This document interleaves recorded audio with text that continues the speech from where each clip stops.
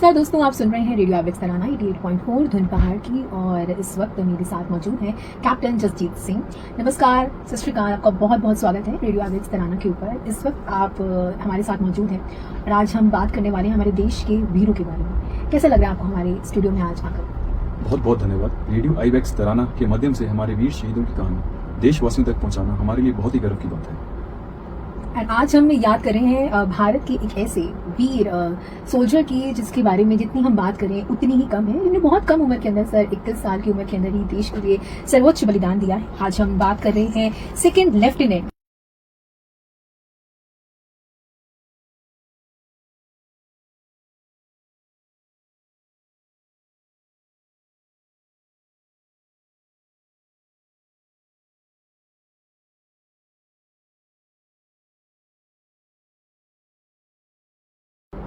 Rajiv Sandhu sir का।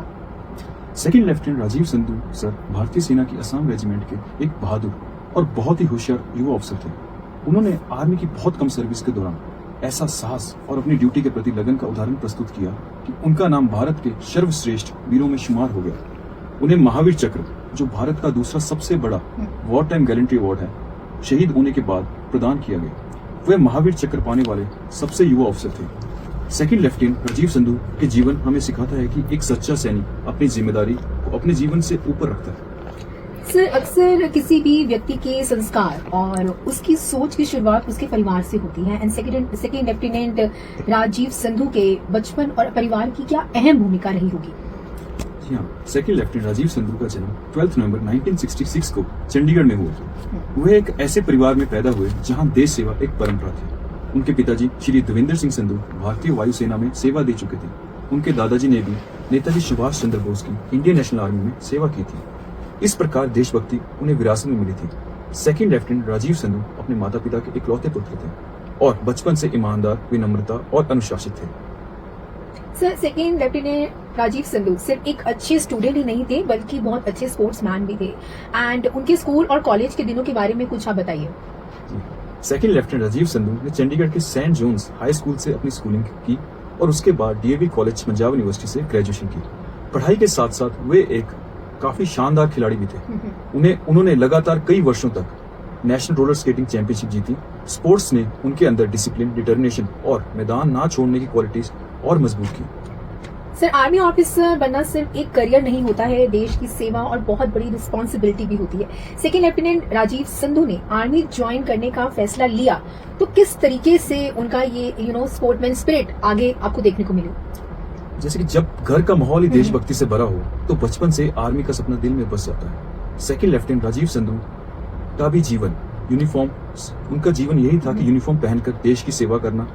And उन्होंने फिर ओटीए चेन्नई में कठिन ट्रेनिंग के उपरांत 5 मार्च 1988 को 7th battalion the Assam regiment में कमीशन लिया। एंड सर, कमीशन के बाद उन्हें तुरंत श्रीलंका भेज दिया गया था? जी हाँ, उस समय इंडियन पीस कीपिंग श्रीलंका में शांति स्थापित करने में मिशन में तैनात थे। ऑपरेशन का नाम था ऑपरेशन पवन। सेकंड लेफ्टिनेंट राजीव संधू को कमीशन मिलने के कुछ ही महीने बाद उनको ऑपरेशनल एरिया में भेज दिया गया। ये किसी भी नया युवा अफसर के लिए बहुत ही बड़ा चैलेंजिंग टास्क होता है। ऑपरेशन पवन के बारे में थोड़ा सा हमारे श्रोताओं को बताइए। ऑपरेशन पवन 1987 से 1990 के बीच श्रीलंका में चलाया गया इंडियन पीस कीपिंग फोर्स का ऑपरेशन था। हमारे सैनिकों का मकसद शांति स्थापित करना और हिंसा को रोकना था। जंगल warfare, hidden bunkers, land mines और एम्बुशेस के कारण ये बहुत ही कठिन ऑपरेशन माना जाता है। सर, जब हम उस दिन की बात करते हैं जिसने सेकंड लेफ्टिनेंट राजीव संधू को हमेशा के लिए इतिहास में अमर कर दिया, वो तारीख है 19 जुलाई। उसके बारे में कैसे 19 जुलाई का एक समय, एक तारीख पूरी लाइफ टाइम के लिए एक यादगार पल या एक मोटिवेशन सबको देके चला गया? बिल्कुल। 19 जुलाई 1988 को राजीव संधू सर 2 गाड़ी हुए कॉन्वॉय को लीड कर रहे थे, जिसमें एक ओपन आरसीएल जीप और एक 1 टन व्हीकल था। जैसे ही कॉन्वॉय एक सुनसान जंगल के पास पहुंचा, मिलिटेंट्स ने अचानक रॉकेट लॉन्चर और ऑटोमेटिक्स वेपन्स के साथ एम्बुश कर दिया। पहला रॉकेट सीधा सेकंड लेफ्टिनेंट राजीव संधू की जीप पर लगा। सर, रॉकेट लगने के बाद वहाँ की सिचुएशन कैसी थी? वहाँ रॉकेट ब्लास्ट इतना भयानक था कि जीप तबाह हो गई। 2 जवान तुरंत ही शहीद हो गए। ड्राइवर नायक राजकुमार भी गंभीर रूप से घायल हो गए। सेकंड लेफ्टिनेंट राजीव संधू की दोनों टांगे पूरी तरीके से रॉकेट ब्लास्ट में जख्मी हो गई। शरीर में कई गोलियां लग चुकी थी और काफी खून बह रहा था। लेकिन सबसे हैरान करने वाली बात यह है कि उन्होंने इन सब चीजों के बाद भी, इन इतनी गोलियां लगने के बावजूद भी अपना हथियार नहीं छोड़ा, और ये दर्शाता है कि कितना दृढ़ संकल्प उनको अपने देश के प्रति था।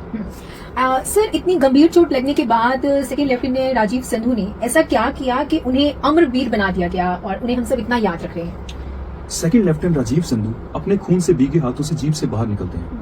वह क्रॉलिंग करके एक फायरिंग पोजीशन तक पहुंचते हैं। देन मिलिटेंट्स को लगा कि उस जीप में कोई मौजूद नहीं है और सभी लोग मर चुके हैं। एक मिलिटेंट हथियार चुराने के लिए, लूटने के लिए जीप की तरफ बढ़ता है। मौका देखते ही राजीव सर ने अपनी 9mm कार्बाइन उठाई और एक ही सही निशाने से उस मिलिटेंट को मार गिराया। बाद में पता चलता है कि वो मिलिटेंट एक मिलिटेंट कमांडर था और सेक्टर कमांडर का काफी करीबी साथी था। सर, एक ऑफिसर की असली पहचान मुश्किल समय में होती है, और सेकंड लेफ्टिनेंट राजीव संधू ने लीडरशिप कैसे दिखाई? बिल्कुल, यही एक असली ऑफिसर की पहचान होती है। वे लगातार फायरिंग करते रहे और मिलिटेंट्स को अपने साथी की बॉडी और हथियार ना लेके जाने से रोका।